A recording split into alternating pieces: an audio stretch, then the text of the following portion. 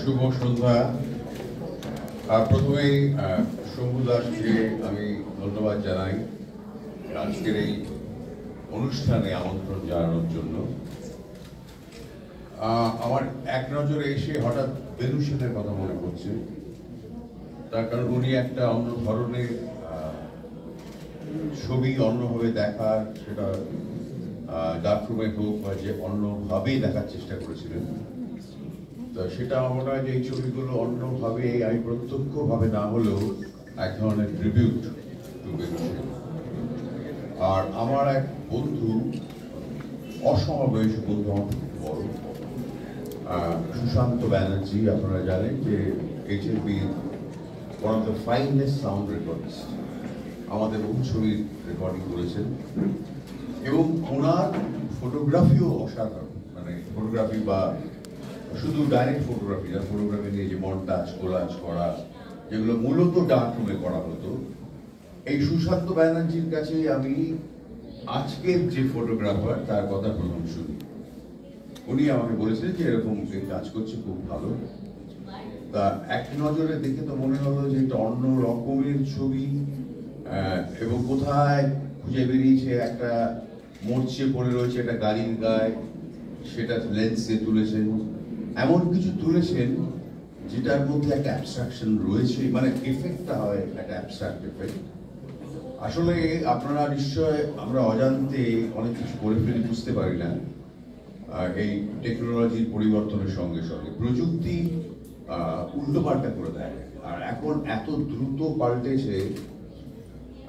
আমি কোনো সোশ্যাল মিডিয়াতে নেই, আমার I have nothing against the social media. WhatsApp আর মেল ছাড়া আমি ব্যবহার করি না কোনো ধরনের, ফেসবুক বা, সেটা আমার নিজের ইচ্ছে। কিন্তু আপনারা ভেবে দেখুন, ভোরবেলা ঘুম থেকে ওঠার পর শুরু থেকে রাত অব্দি ফটোগ্রাফির অত্যাচারে জীবন অতিষ্ঠ হয়ে উঠেছে। ওরে বাপরে বাপ, ফটো দেখলেই মানে এটা কি বাবা, একটা ছবি। হ্যাঁ, আর আরেকটা হচ্ছে দুটো একমাত্র অ্যাঙ্গেল, একটা এই আর এই, এছাড়া কোনো অ্যাঙ্গেল নেই পৃথিবীতে। ফলে ফটোগ্রাফির যে একটা বিবর্তন হয়েছে, তারপর এই অ্যাবস্ট্রাকশনে চলে যাওয়া খুবই জরুরি। আমি বলছি না সমস্ত ফটোগ্রাফারদের অ্যাবস্ট্রাক্ট ফটোগ্রাফি করতে হবে, রিয়েলিস্টিক ফটোগ্রাফি করবেন, অন্যভাবে দেখবেন। কিন্তু আমার মনে হয় নতুন পরীক্ষা নিরীক্ষার এটা অত্যন্ত গুরুত্বপূর্ণ সময়।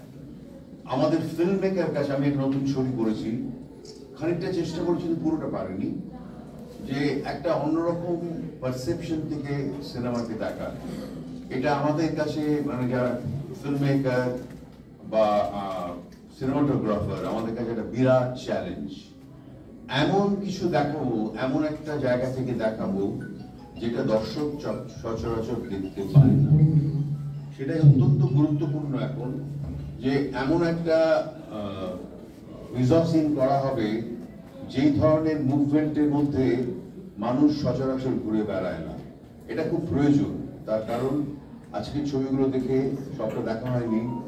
এটা আমাদেরকে, আমি খুব আনন্দিত, উল্লসিত যে অন্য রকমের কাজ হচ্ছে লেন্স থ্রু লেন্স। কারণ এরপর কি হবে আমরা জানি না। এরপর ন্যানো টেকনোলজি আপনাকে, আপনার শরীরে একটা সেন্সর লাগিয়ে দেবে এবং আপনার চোখ দুটো হয়ে যাবে লেন্স। এটা আসছে কিছুদিন পরে, খুব দ্রুত হবে। এর ফলে এই পরিবর্তন চলতেই থাকবে। এই পরিবর্তন বা বিবর্তনের মধ্যেই যদি শিল্পের মহিমা খুঁজে পাওয়া যায়, সেটাই হচ্ছে সব থেকে আনন্দের ব্যাপার। আপনাকে ধন্যবাদ, আপনার বইয়ের জন্য ধন্যবাদ। আমি সত্যি মুখিয়ে রয়েছি বইটা পড়ার জন্য। আপনাদের সবাইকে ধন্যবাদ, ভালো থাকবেন।